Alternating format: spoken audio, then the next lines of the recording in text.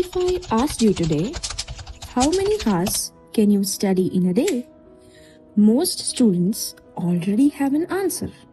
Some say 4 hours, some say 6, and some proudly say 10 or 12.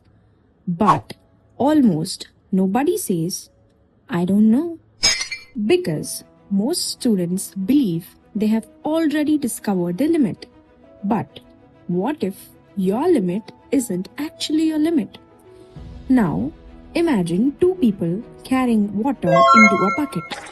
One has a normal bucket and the other has a bucket full of holes. Ever wondered who gets tired first? Obviously, the second person. Not because they are weaker, because they are losing energy fixing a problem they don't even notice. And that's exactly what happens during exam preparations. Most students think studying is what exhausts them.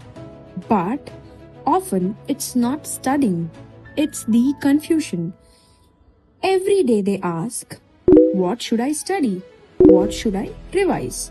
Which chapter is important? Or what if I miss something? These are all the questions.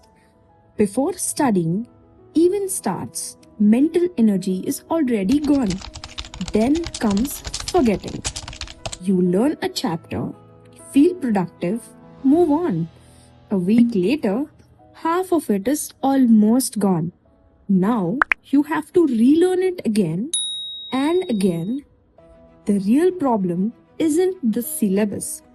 It's the constant cycle of forgetting and restarting.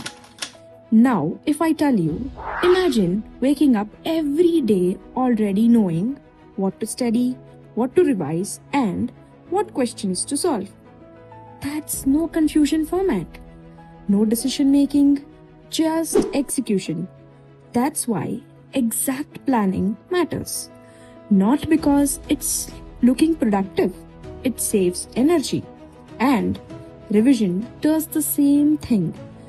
Competitive exams aren't won by students who study the most. That is actually won by students who remember the most on the exam day. So, stop asking yourself, how many hours can I study? Instead, start asking, do I have a system that tells me exactly what to study and when to revise?